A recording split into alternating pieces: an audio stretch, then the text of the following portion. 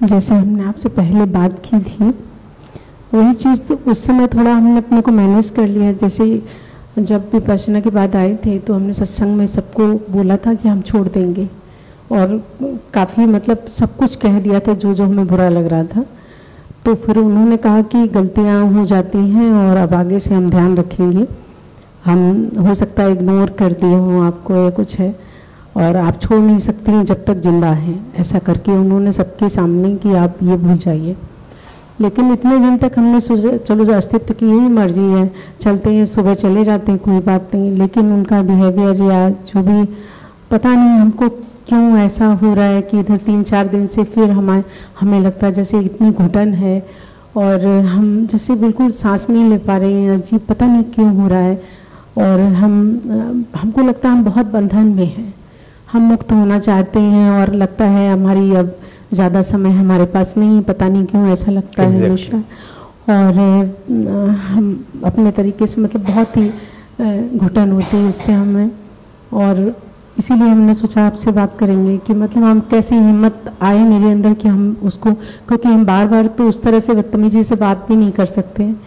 वैसे किसी से बात हुई, वासुदेवानंद सरस्वती हैं कौन है फेसबुक पे, तो उन्होंने बोला कि आप छोड़ के चले जाओ सब कह के। मैंने कहा हम छोड़ के आए हैं एक बार, लेकिन फिर उन्होंने जैसे रिक्वेस्ट करके रखा कि आप इतनी पुरानी हो, कौन देखिएगा, गुरु जी के समय की हो, सब ऐसी सेवा नहीं छोड़ सकती हो। तो फिर बंधन में हम आ गए। अब मेरे को मतलब हम क्या करें, मेरे हाथ पैर बिल्कुल हो रहे हैं और हमारे अंदर एक हिम्मत नहीं आ रही। जैसे अभी आपने बोला कि कहीं ना कहीं कुछ पता नहीं कौन सा भय है, क्या है कि गुरु जी की सेवा में है, कैसे छोड़ें, क्या एक धार्मिक एक गॉट योर पॉइंट, आपका पॉइंट समझ में। अब हमको मुक्त कीजिए भगवान। उसकी बात करते हैं। देखिए ये आपने अब तीसरी बार बात उठाई, और कई बार बात जब रिपीट होके आती तो उसको हमें गंभीरता से देखना चाहिए। आज जो हमने कहा वही आपका आंसर भी है। कभी करके देखिए।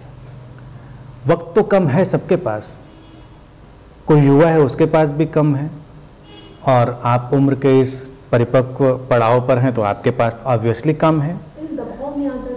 फिर देखिए हम लोगों ने क्या एक प्रॉब्लम पैदा करी है कि रिलीजियस चीज़ें हैं या स्पिरिचुअल चीज़ें, उनको बड़ा मैरिज लाइक बना दिया है। जैसे शादी से बाहर निकलने की बेचैनी होती है, मैं तो शादी से भी कहता हूँ अगर खराब है तो बाहर निकलना चाहिए भाई, क्यों वहाँ पर अपना लाइफ वेस्ट करनी, खराब है तो निकलो।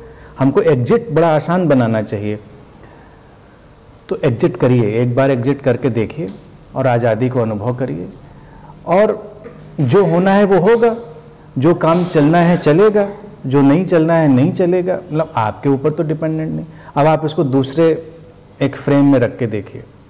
यही कोई मेरे यहाँ होता और यही बात मेरे यहाँ आके वो कहता कि मैं जाना चाहता हूँ, जाना चाहती हूँ, तो मेरे यहाँ तो हमेशा उल्टा होता है। वो रुकना चाहता है, बोलता है तो सोचता है एक बार कह दिया जाए कि रुक जाओ, और मैं तो कभी नहीं कहता। जैसे वो कहेगा मैं जाना चाहता हूँ, चाहते हूँ, मैं कहूँगा गुड, ओके, बेस्ट विशेस।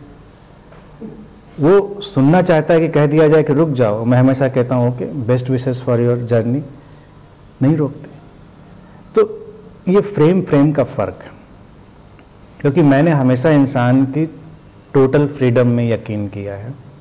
और आप देखिए बिना बुलाए लोग मेरे पास आते हैं, इकट्ठे रहते हैं, वो चाहते हैं कि उनसे कह दिया जाए कि भाई रुको, लेकिन हम रुकने के लिए कहते नहीं किसी से, क्योंकि मैं इस बात में यकीन करता हूँ पूरी तरह से कि अस्तित्व में जो सुंदर है वो टिकता है, और जो टिकने जैसा नहीं है वो नहीं टिकता। इसलिए चाहे वो संबंध हो, चाहे वो कोई भी चीज़, उसमें उलझना नहीं चाहिए। अब ये तो एक कल्ट की बात है, ऑर्गेनाइज्ड रिलीजन में भी तो यही बात है। Once a Hindu always a Hindu, once a Muslim always a Muslim, once a Christian always Christian. What is the stupidity? कल को उसको बदल गया, उसको लगता है नहीं नहीं ये चीज़ तो ठीक नहीं लगती, अब हम इसके बाहर हो सकते हैं। तो टैग होने ही क्यों चाहिए? पहली बात है टैग होने को चाहिए। स्पिरिचुअलिटी तो सीकिंग होनी चाहिए, और जैसा कि क्लेम करते हैं लोग कि वो बड़ा साइंटिफिक है, साइंस है, तो साइंस तो यूनिवर्सल होती है, सार्वभौमिक होती है। साइंस तो कहीं फ्रेम में बंद नहीं होती है कि एक फ्रेम में बंद है। तो वहाँ भी वही चीज़ चलती, आपको एग्जिट करना बहुत मुश्किल है, एग्जिट कोई होने नहीं देना चाहता, क्योंकि ऑर्गेनाइज्ड रिलीजन को अपनी पॉपुलेशन बढ़ानी है, कल्ट्स को अपनी पॉपुलेशन बढ़ानी है, कोई भी इंसान के एवोल्यूशन और फ्रीडम में इंटरेस्टेड नहीं है। ये बात हमको बहुत अच्छे से समझ लेना चाहिए, किसी को इंटरेस्ट नहीं है, वो केवल मशीन है, टूल है। अब उसको बचाए रखने की बहुत चीज़ें हैं। अब रिकॉर्ड होना चाहिए, मामला कि नहीं होना चाहिए, सबसे पहला क्वेश्चन ये होना चाहिए कि इतनी कौन सी कीमती चीज़ आपके थ्रू बोली जा रही है जिसको रिकॉर्ड ही होना चाहिए। आप देखिए, आज लोग मुझसे रिक्वेस्ट करते हैं सुनने के लिए, इतने लालायित होते हैं, दूर दूर से लोग चले आते सुनने के लिए, जब से डिजिटल स्पेस में गया यूट्यूब वगैरह में। और रिकॉर्डिंग हमारे यहाँ कब शुरू हुई होगी? मुझे बोलते हुए 22 साल हो गया है। 10 साल पहले मैक्सिमम, 12 साल सब हवा में बोल दिया, आज भी हवा में बोल देते हैं। तो बोल दिया, नहीं बोला नहीं बोला, रिकॉर्ड हुआ नहीं हुआ, क्या फ़र्क पड़ता है? ऐसी कौन सा इतिहास बनाना है, ऐसी कौन सा पत्थर लगा देना है कि ये बहुत ज़रूरी है? नेचर को अगर लगता है ज़रूरी तो उसके इंतज़ाम हो जाएंगे, चीज़ें चलती रहेंगी। तो किसी से नहीं कहते। बनती है ना, वो सेल होती है, जैसे बनाई हम वहाँ पर तो ऑडियो करते हैं और उसका फिर बना दिया जाता है, एक सीडी मास्टर दी और वो फिर सेल होकर सब जगह हाँ जाती है, लेकिन उन चीज़ों का सीडीज बिकते हैं सब, वो एक व्यापार हो सकता है, लेकिन उनकी कोई बहुत यूटिलिटी हो ये नहीं है, उसका इतना आग्रह नहीं होना चाहिए। तो बस आपके केस में उसको बहुत डिटेल में ले जाए, उससे बेहतर ये है कि मेरा सजेशन ये है कि एक बार आप इसको स्टेप बाय स्टेप कर लीजिए। आप एक बार 3 महीने के लिए आज़ाद हो जाइए, फिर 3 महीने के बाद उसको इनलार्ज करके 6 महीने पे ले जाइए, फिर साल भर के लिए फिर कंप्लीट फ्रीडम ले लीजिए। हमें 2 दिन की छुट्टी तो कोई देता है? कौन देता है? किसने पकड़ा है? जैसे कोई दूसरी लड़की है उसको फोन करो तो फोन नहीं उठाएगी। नहीं, आप बताइए कौन देता है? आप ही को तो लेनी, आप कहिए कि मैंने ले ली छुट्टी, बस खत्म बात। अरे वो जो गुरुजी बनी हुई है सब, उनकी बात बता। अरे तो गुरुजी क्या करेंगी? गुरुजी कहेंगे भाई ये बहुत गलत है, पाप है और गुरुद्रोह लगेगा इस पे। कहे ठीक है, हमने स्वीकार कर लिया, हमने नरक के उसके एंट्री पास पे साइन मार दिया।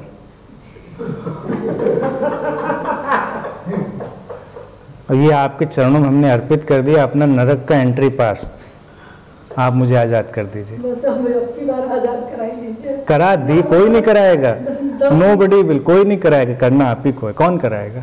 हमने तो समझा दिया, करना तो आप ही को, सामना करना है। कहिए कि आज़ादी चाहिए भाई, पूरा देश आज़ादी के लिए लड़ जाता है, तो ये तो छोटी सी आज़ादी है। और फिर उनको एक बात बोलिए कि अगर अस्तित्व चाहता है कि ये चीज़ बेहतर होनी चाहिए तो वो कुछ इंतज़ाम करेगा। कल को मान लीजिए मैं आखिरी सांस ही ले लूँ, तब तो कोई इंतज़ाम आप करेंगे ना। आप ही मान लीजिए हमने आखिरी सांस ले ली, आप मान लीजिए, तो कोई तो इंतज़ाम होगा। और अगर वो चीज़ कीमती है तो अस्तित्व उसका ख्याल करेगा, और अगर अस्तित्व ख्याल नहीं करता है तो आप भी मान लीजिएगा कीमती नहीं है, तो अस्तित्व ख्याल नहीं कर रहा है, उसमें इतनी तनाव लेने की ज़रूरत क्या है? ये बोल दीजिए जवाब, यही सही जवाब है। और उसके लिए महावीर का उदाहरण दे दीजिए कि महावीर, तीर्थंकर महावीर, उन्होंने जब उपवास का काम किया तो रिलीजियस उपवास नहीं था।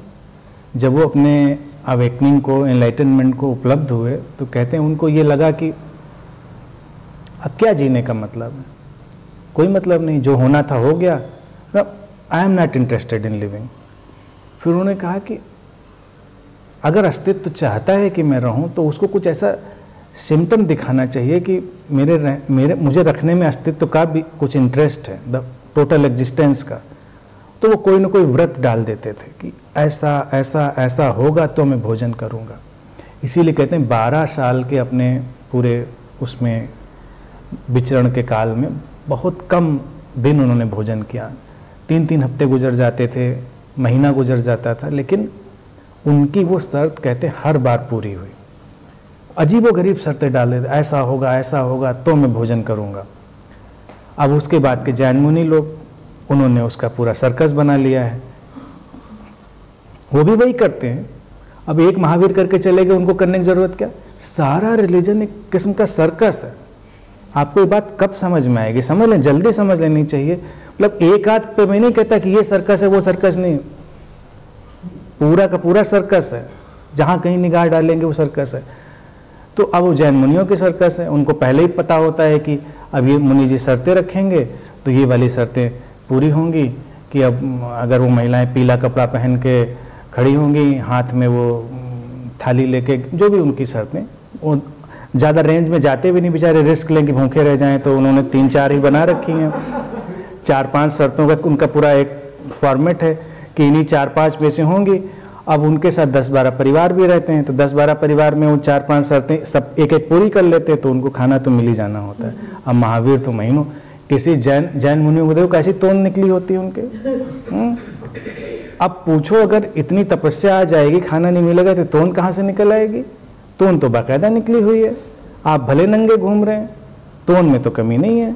तो इसका मतलब कभी ऐसा वक्त नहीं आया कि आपको हफ्ते 10 दिन भोजन ना मिला हो, सब मिल रहा है। तो वो तो एक नाटक है।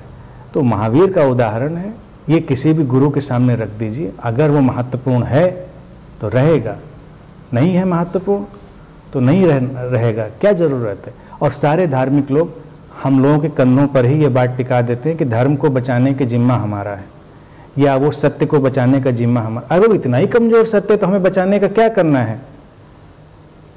आप किसी मंदिर, मस्जिद, गिरजा कहीं भी चले जाइए, पंडित, मौलवी और गुरु, हुएवर इट इज़, सब जो इंसान है उसी के कंधों पर टिकाए हुए हैं कि आप ही की वजह से जिंदा रहेगा, मेरी वजह से जिंदा रहेगा, उसकी वजह से मुझे जिंदा रहना चाहिए। मेरी वजह से क्यों जिंदा रहेगा भाई? वो इतना कमज़ोर है।